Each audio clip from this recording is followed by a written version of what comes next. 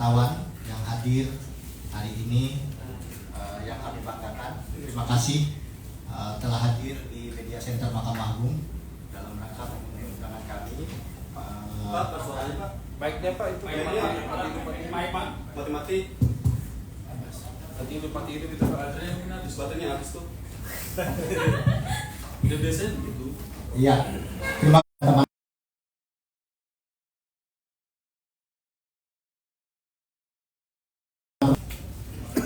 Januari 2025 kita akan mengadakan konferensi pers berkaitan dengan sikap Mahkamah Agung terhadap penangkapan, penetapan tersangka dan penahanan Hakim R oleh Kejaksaan Agung.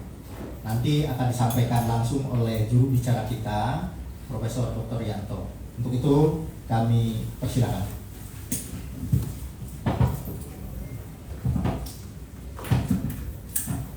Assalamualaikum warahmatullahi wabarakatuh. Izinkan saya rekan-rekan untuk menyampaikan diskresi ya terkait dengan Bisa dikenting lagi Pak? terkait dengan inisial R. Menyikapi siaran pers Kejaksaan Agung RI pada hari Selasa, tanggal 14 Januari 2015, penyidik Jampitsus telah menetapkan RS, mantan Ketua PN Surabaya, sebagai tersangka dengan alasan diduga melakukan tindak pidana korupsi, yaitu suap dan atau gratifikasi terkait penanganan perkara tindak pidana umum di Pengadilan Negeri Surabaya atas nama Ronald Tanur. Terhadap hal tersebut, Ketua Mahkamah Agung menyampaikan dan menghormati proses hukum yang dilakukan oleh penyidik Kejaksaan Agung. Ketua Mahkamah Agung mendorong agar proses tersebut dilaksanakan dengan tetap mengedepankan ketentuan hukum yang berlaku, serta dilaksanakan secara transparan, fair, dan akuntabel. Ketua Mahkamah Agung akan menunggu surat resmi tentang penahanan yang dilakukan kepada Saudara R, dan selanjutnya akan mengusulkan pemberhentian sementara Saudara R sebagai hakim kepada Presiden. Terkait hal tersebut, pimpinan Mahkamah Agung juga menekankan kepada aparatur pengadilan seluruh Indonesia untuk tetap tenang, bekerja secara profesional, tetap menjunjung integritas dan kejujuran kepada seluruh pimpinan pengadilan tingkat pertama ataupun pengadilan tingkat banding, agar melaksanakan garis kebijakan Ketua MA dalam memimpin, yaitu tetap dengan kesederhanaan dan menjauhi perbuatan tercela. Itu ya.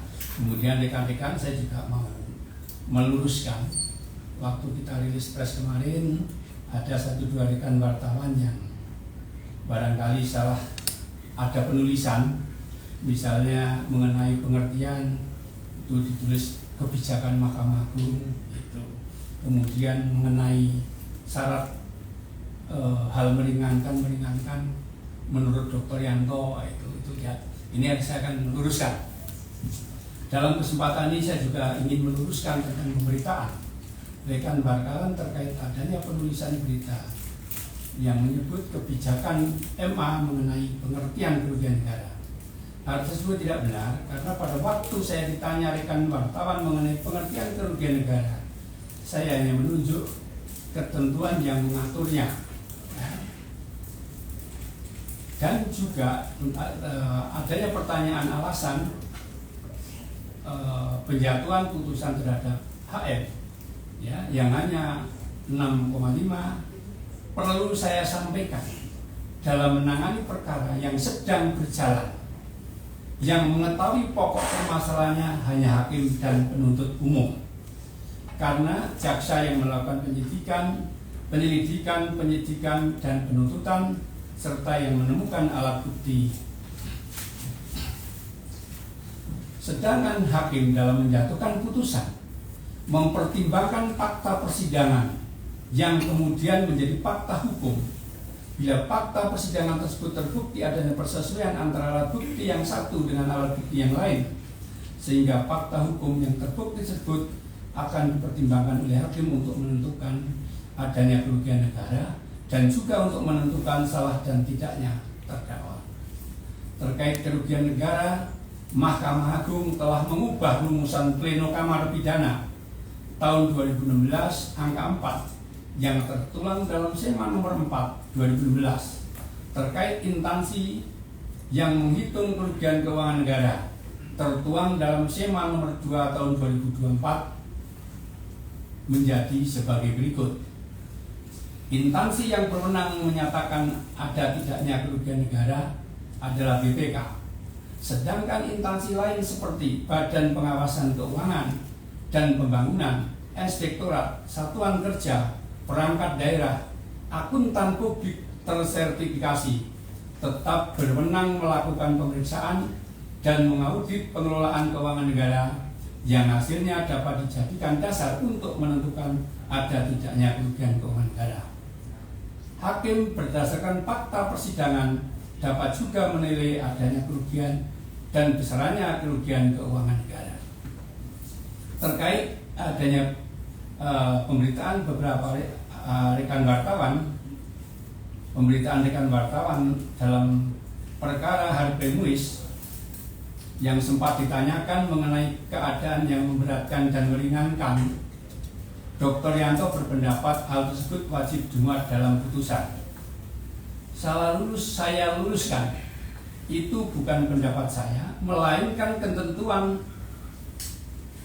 hal tersebut diatur dalam ketentuan pasal 197 ayat 1 huruf F KUHP yang mewajibkan majelis hakim mempertimbangkan dalam putusannya tentang keadaan-keadaan yang memberatkan dan yang meringankan terdakwa, serta melihat sifat yang baik dan yang jahat dari terdakwa sebagaimana diwajibkan pasal 8 ayat 2 Undang-Undang Nomor 48 Tahun 2009 tentang kekuasaan kehakiman, sehingga hakim melaksanakan ketentuan normatif undang-undang. Demikian ya, jadi ini kemarin dari nulis pendapat saya ini enggak, ini ketentuan ini hal tersebut diatur dalam ketentuan pasal 197 ayat 1 F KUHP ya, demikian ya. Baik, teman-teman wartawan, kita sudah mendengarkan siaran pers dari Mahkamah Agung berkaitan dengan pernyataan sikap Mahkamah Agung terhadap penetapan tersangka dan penahanan Hakim R ya. Nah, untuk itu kita beri kesempatan satu sesi saja untuk bertanya 3 orang karena kebetulan yang mulia ada sidang, berbicara ada sidang. Nanti untuk konferensi pers berikutnya kita akan beri kesempatan untuk bertanya. 1 dari nanti sebutkan 2, 3. Oke, silakan.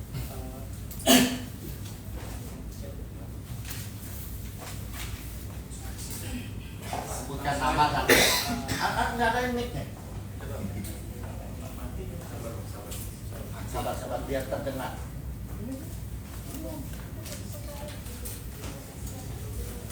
Selamat siang Yang Mulia, saya Niam dari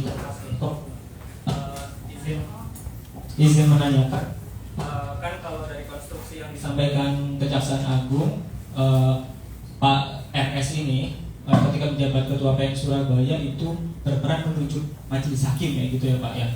Nah di mana majelis hakim ini kalau dari keterangan itu seperti sudah disiapkan untuk membebaskan si terdakwa Ronald Tanur. Nah pertanyaannya, apakah emang mekanismenya Ketua PN memiliki kewenangan sebebas itu untuk menunjuk siapa hakim yang akan menyidangkan perkara tertentu? Apakah Mahkamah Agung memiliki mekanisme misal kayak pakai sistem gitu ya Pak, hakimnya kocokan sehingga tidak bisa ditentukan oleh pimpinan pengadilan setempat kayak gitu? Nah itu kan untuk menutup celah korupsi itu ya Pak ya. Ada mekanisme seperti itu enggak? Itu pertama. Kedua, melipir isu lain boleh ya Pak ya, tadi nyambung yang disampaikan oleh Yang Mulia. Terkait Harvey Muiz itu Pak yang tadi diluruskan. Ini aja dulu. Berkaitan dengan aja dulu. Dulu kalau ini Harvey Muiz ya. Oke, silakan. Ya. Pakai mic supaya terdengar. Ya.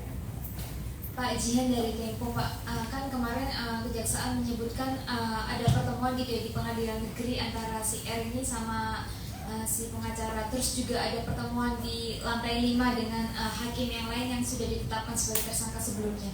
Nah ini gimana sih prosedural pengetatan bagaimana prosedural regulasi bertemu hakim? Kenapa bisa seorang pengacara leluasa ke lantai 5 atau bertemu dengan hakim di ruangannya? Itu pertama. Yang kedua, ini kan sebelumnya sudah dijatuhkan sanksi berat oleh Mahkamah Agung oleh Bawas ya.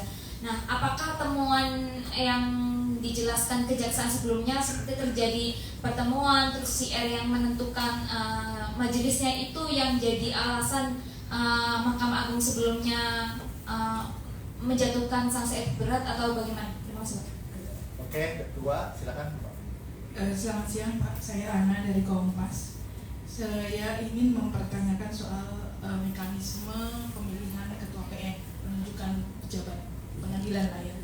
Pak Rudi ini kan sebelum dari Surabaya dari Surabaya ke Jakarta Pusat, terus kemudian ada kasus rame-rame Tanur, di promosi jadi hakim tinggi di Palembang gitu ya. Saya ingin mempertanyakan bagaimana mungkin seorang yang yang ternyata akhirnya kemudian diduga integritasnya itu bermasalah bisa menjadi pimpinan pengadilan, apalagi Jakarta Pusat yang itu harus luar biasa lah integritasnya gitu. Nah, mekanisme seperti apa dan sistem seperti apa yang sudah dilaksanakan oleh Mahkamah Agung kok bisa kecolongan gitu loh Pak? Terima kasih. Baik. Yang pertama tadi kewenangan.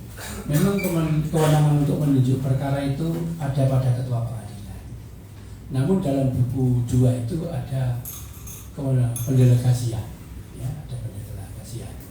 Saya tidak tahu apakah ada yang didelegasikan atau tidak.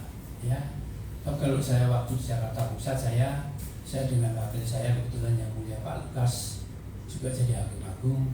Saya waktu itu hanya membagi 2 perkara, tipikor sama niaga, perdata umum, kemudian PHI, permohonan pidana umum itu dan PHI itu Pak Wakil itu pembagian ya, karena buku 2 diatur pembagian. Yang menjadi pertanyaan apakah Pak Ketuanya itu membagi, mendelegasikan, saya nggak tahu ya, nggak tahu. Tapi intinya memang kewenangan ada di Pak Ketua Pengadilan. Namun demikian di buku 2 ada pembagian kewenangan. Itu apakah itu dilakukan atau tidak, saya tidak tahu. Ya kemudian Mbak, apa tadi pertanyaan Mas?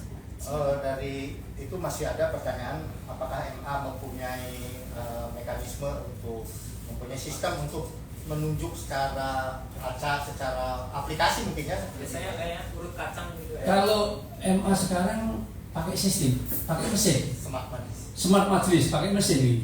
Jadi menunjuk itu pakai mesin, bukan Pak Ketua lagi ya. Ini udah berapa bulan kira-kira Mas? Dari tahun lalu kita ya. Udah lama. Kita udah pakai mesin. Kalau di sini ya, mungkin nanti berikutnya ke daerah-daerah ya, itu mungkin.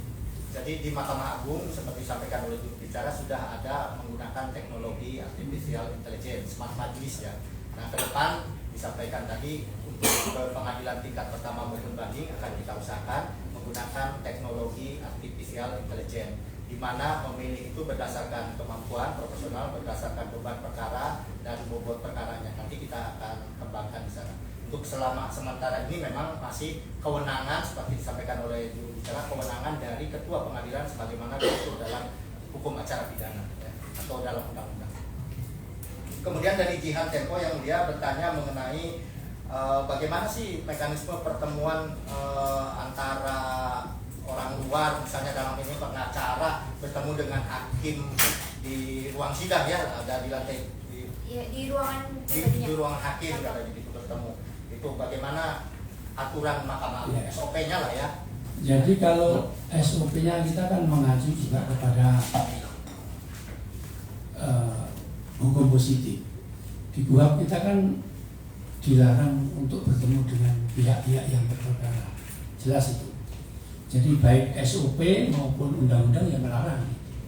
Nah kalau kemudian terjadi pertemuan, ya saya nggak ini ya. Intinya dilarang, kode etiknya nggak boleh, ya nggak boleh, ya itu dilarang.